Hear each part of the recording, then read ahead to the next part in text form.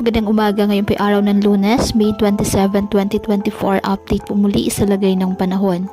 Ayon sa Pag-asa, patuloy pa rin ngayon na minomonitor ang bagyong Agon na may international name na Iwinyar. Sa ngayon, nakaka-apekto pa rin ito sa maraming bahagi ng ating bansa. Taglay ngayon ng bagyo, ang lakas ng hangin na 95 km per hour at bugso nitong maabot sa 125 km per hour.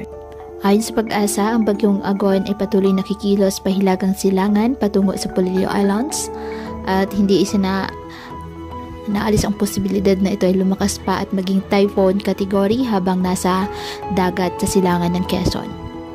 Mula ngayon hanggang sa natitirang bahagi ng forecast period, ang bagyong Agon ay unti-unti nang bibilis pahilagang silangan habang lumalakas at inaasahang aabot ito sa typhoon category at posibleng lumabas na ng Philippine Area of Responsibility sa araw po ng Miyerkules.